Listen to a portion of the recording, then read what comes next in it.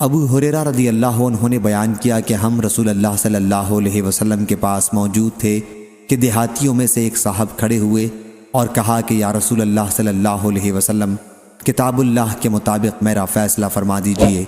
اس کے بعد ان کا مقابل فریق کھڑا ہوا اور کہا انہوں نے صحیح کہا یا رسول اللہ صلی اللہ علیہ وسلم، ہمارا فیصلہ کتاب اللہ کے مطابق کر دیجئے اور مجھے کہنے کی اجازت دیجئے۔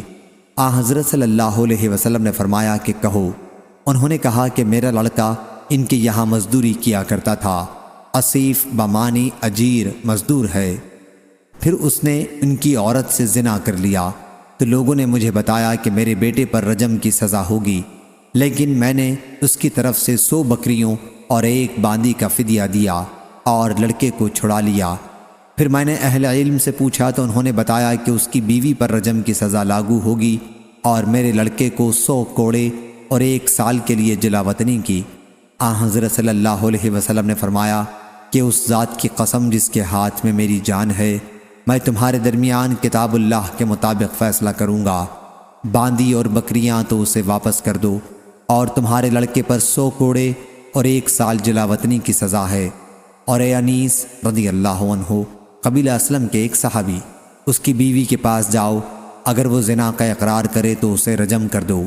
چنانچہ انیس رضی اللہ عنہ ان کے پاس گئے اور اس نے اقرار کر لیا۔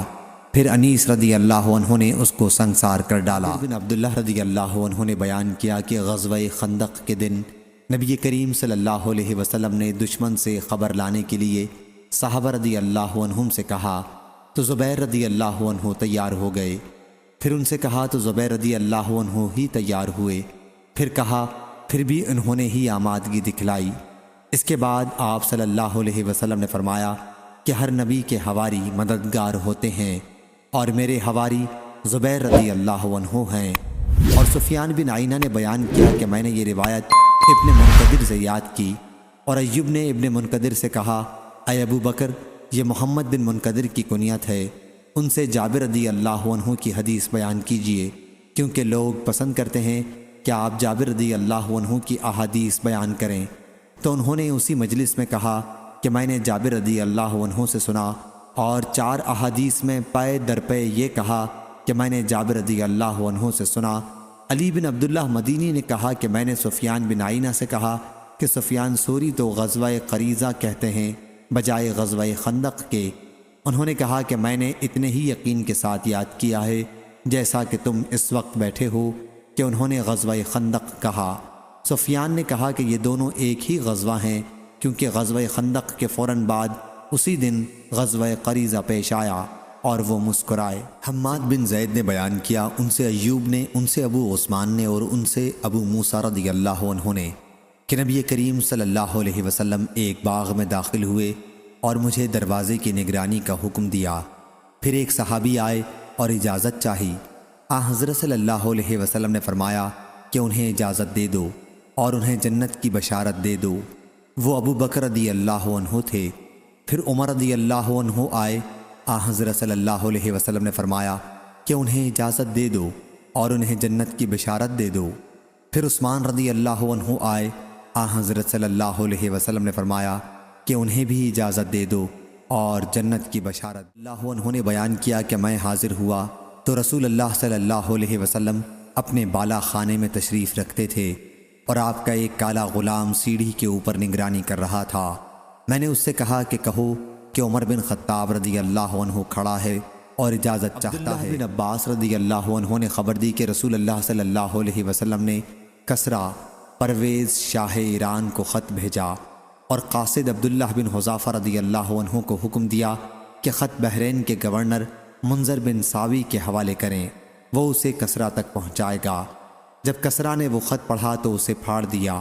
مجھے یاد ہے کہ سعید بن مسیب نے بیان کیا کہ حضرت صلی اللہ علیہ وسلم نے اسے بددعا دی کہ اللہ انہیں بھی ٹکڑے ٹکڑے کر دے۔ قطان نے بیان کیا، ان سے یزید بن ابی عبید نے، ان سے سلمہ بن اکوع رضی اللہ عنہ نے، کہ رسول اللہ صلی اللہ علیہ وسلم نے قبیلہ اسلم کے ایک صاحب ہند بن اسما سے فرمایا کہ اپنی قوم میں یا لوگوں میں اعلان کر دو عاشورے کے دن کہ جس نے کھا لیا ہو وہ اپنا بقیہ دن بن کھائے پورا کرے، اور جس نے نہ کھایا ہو وہ روزہ رکھے۔ کیا کہ ابن عباس رضی اللہ عنہ مجھے خاص اپنے تخت پر بٹھا لیتے تھے۔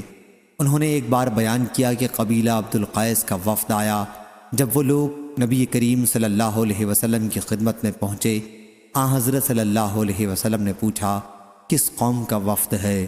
انہوں نے کہا کہ ربیعہ قبیلے کا۔ عبد القیس اسی قبیلے کی ایک شاخ ہے۔ حضرت صلی اللہ علیہ وسلم نے فرمایا کہ مبارک ہو اس وفد کو، یا یوں فرمایا کہ مبارک ہو بلا رسوائی اور شرمندگی اٹھائے آئے ہو۔ انہوں نے کہا یا رسول اللہ صلی اللہ علیہ وسلم، ہمارے اور آپ کے بیچ میں مضر کافروں کا ملک پڑتا ہے، آپ ہمیں ایسی بات کا حکم دیجئے جس سے ہم جنت میں داخل ہوں اور اپنے پیچھے رہ جانے والوں کو بھی بتائیں۔ پھر انہوں نے شراب کے برتنوں کے متعلق پوچھا تو حضرت صلی اللہ علیہ وسلم نے انہیں 4 چیزوں سے روکا اور 4 چیزوں کا حکم دیا۔ آپ نے ایمان باللہ کا حکم دیا۔ دریافت فرمایا جانتے ہو ایمان باللہ کیا چیز ہے؟ انہوں نے کہا کہ اللہ اور اس کا رسول زیادہ جانتے ہیں۔ فرمایا کہ گواہی دینا کہ اللہ کے سوا اور کوئی معبود نہیں اور محمد صلی اللہ علیہ وسلم اللہ کے رسول ہیں، اور نماز قائم کرنے کا حکم دیا اور زکوٰۃ دینے کا۔ میرا خیال ہے کہ حدیث میں رمضان کے روزوں کا بھی ذکر ہے اور غنیمت میں سے 5واں حصہ بیت المال میں دینا۔ اور آپ نے انہیں دبا، حنتم، مزفت اور نقیل کے برتن جن میں عرب لوگ شراب رکھتے اور بناتے تھے کے استعمال سے منع کیا، اور بعض اوقات مقیر کہا۔ فرمایا کہ انہیں یاد رکھو اور انہیں پہنچا دو جو نہیں آ سکتے۔ توبہ بن کیسان عنبری نے بیان کیا کہ مجھ سے شعبی نے کہا کہ تم نے دیکھا امام حسن بصری نبی کریم صلی اللہ علیہ وسلم سے کتنی حدیث مرسلاً روایت کرتے ہیں۔ میں ابن عمر رضی اللہ عنہ کی خدمت میں تقریباً 2.5 سال رہا، لیکن میں نے ان کو حضرت صلی اللہ علیہ وسلم سے اس حدیث کے سوا اور کوئی حدیث بیان کرتے نہیں سنا۔ انہوں نے بیان کیا کہ نبی کریم صلی اللہ علیہ وسلم کے صحابہ رضی اللہ عنہم میں سے کئی اصحاب، جن میں سعد رضی اللہ عنہ بھی تھے، دسترخوان پر بیٹھے ہوئے تھے۔ لوگوں نے گوشت کھانے کے لیے ہاتھ بڑھایا تو ازواج مطہرات میں سے ایک زوجہ مطہرہ ام المومنین میمونہ رضی اللہ عنہا نے آگاہ کیا کہ یہ سانڈے کا گوشت ہے۔ سب لوگ کھانے سے رک گئے۔ حضرت صلی اللہ علیہ وسلم نے فرمایا کہ کھاؤ۔ آپ نے کلوہ فرمایا یا اطعمو، اس لیے کہ حلال ہے، یا فرمایا کہ اس کھانے میں کوئی حرج نہیں، البتہ یہ جانور میری خوراک نہیں ہے، مجھ کو اس کے کھانے سے ایک قسم کی نفرت آتی ہے۔